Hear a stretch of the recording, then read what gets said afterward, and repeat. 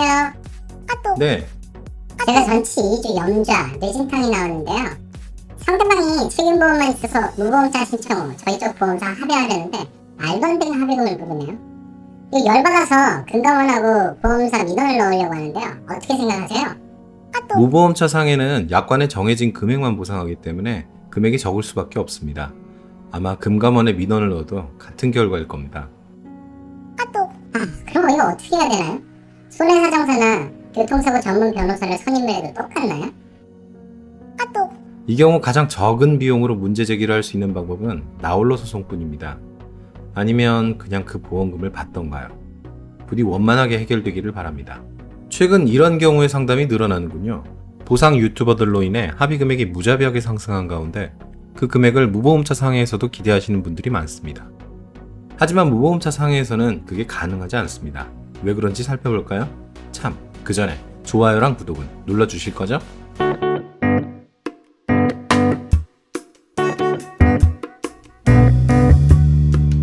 무보험차 상해에 대한 설명은 나중에 하고 우선 대인배상에서 합의금이 상승한 이유부터 살펴보겠습니다. 일단 어떤 분이 다른 유튜버의 보상 카페에 공개한 내용을 통해 알아보겠습니다. 그분이 밝힌 병명은 경추와 요추의 염좌 및 긴장, 진단은 2주, 입원은 9일, 과실 10%, 통원 145회. 잠깐만. 도대체 어떻게 6개월간 145회를 통원을 할 수 있지? 그분이 공개한 일주일의 병원 방문 루틴을 보니 이건 정말 또 다른 의미로 존경스럽네요. 일단 계산을 해보죠. 경추와 요추 염좌의 경우 부상급수 14급이므로 위자료는 15만원입니다. 일용임금을 적용했다면 하루의 휴업 손해는 77,152원으로 9일 입원했다면 694,368원입니다. 통원은 1회당 8,000원을 보상하므로 145일이면 116만원입니다.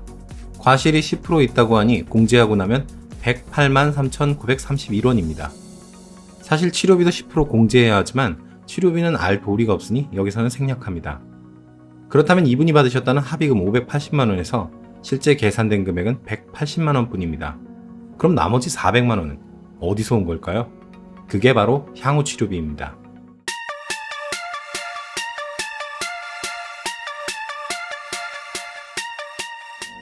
근데 웃기는 건 아까의 합의금에서 70%나 차지했던 향후 치료비가 사실 약관에는 없는 내용입니다. 이름이 치료비이니 치료 관계비 항목에 속한다고 생각할 수도 있겠지만 치료비는 적극 손해라고 해서 실제로 지출된 돈만 얘기하는 거라서 거기에 들어갈 수 없습니다. 약관에서는 찾을 수 없으니 보험금 산출 내역서를 뽑아서 향후 치료비의 정체를 확인해보죠.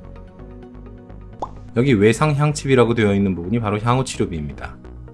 근데 약관에는 없는 녀석이 왜 여기에는 있는 걸까요? 게다가 약관에는 실제 통원한 일수에 대하여 1일에 8,000원을 보상한다고 되어 있는데 실제 통원하지도 않았고 금액조차도 8,000원이 아니라 정체불명의 금액이네요. 대한변협신문에서 향후 치료비에 대한 기사가 있었는데 여기 또 다른 향후 치료비가 나옵니다. 기사에 의하면 향후 치료비는 부상 이후 사지마비처럼 장기간 치료를 요하거나 반응 제거, 금속물 제거 등을 위해 인정되는 비용이라고 설명되어 있습니다. 이 기사에서 나오는 향후 치료비는 보험사의 산출 내역서를 보면 따로 분류가 되어 있습니다.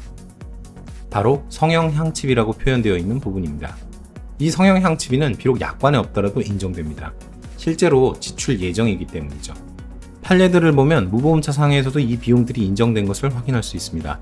하지만 이와는 달리 우리가 얘기하는 외상향치비는 순전히 합의 목적으로 만들어진 가상의 항목입니다.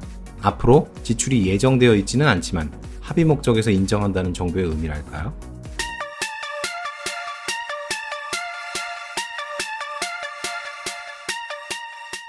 자, 원래의 얘기로 돌아가 무보험차 상해에서는 왜 향후 치료비, 더 정확히는 외상향치비가 인정되지 않을까요? 근데 먼저 무보험차 상해를 설명해야겠네요. 이 녀석은 보험에 가입하지 않은 차량 또는 책임보험만 가입한 차량에 의해 다쳤을 때 사용됩니다.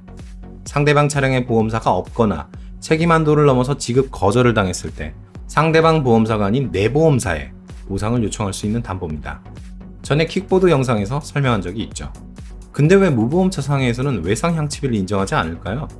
일단 약관을 보면 무보험차 상해의 경우 지급 기준이 보험금 지급 기준에 의해 산출한 금액입니다. 반면 대인배상은 여기에 법원의 확정 판결 등에 따라 피보험자가 배상하여야 할 금액이란 문구가 하나 더 있죠.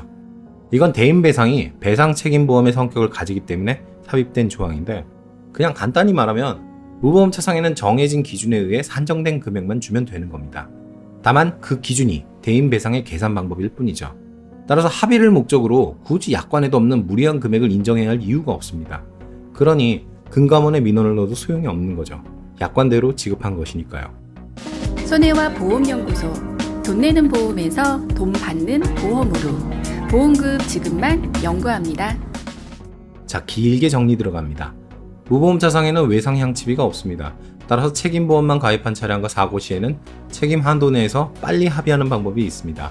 물론 이미 병원에 간 것만으로도 한도의 반을 썼을 가능성이 큽니다.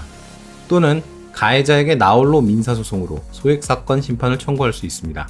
다만 법원의 판결이 있더라도 돈을 받아내는 건 또 다른 얘기입니다. 만약 계속 치료를 받으려 하거나 부상이 커서 장애가 예상되는 경우는 무보험차 상해가 좋습니다. 치료비를 포함한 보험금은 추후 우리 보험사가 가해자에게 구상합니다. 오늘 영상이 도움이 되셨다면 아래 좋아요와 구독 버튼 눌러주세요. 또 네이버 밴드에서는 좀 자주 소소한 얘기를 하고 있습니다. 아래의 링크를 참조해주세요. 저희는 교통사고, 후유장애, 진단금, 산재 및 근제, 그리고 각종 면부책에 대한 상담을 전문으로 합니다. 상담을 원하시거나 교육을 원하시는 분은 네이버에서 손해와보험연구소를 찾아주세요. 들어주셔서 감사합니다.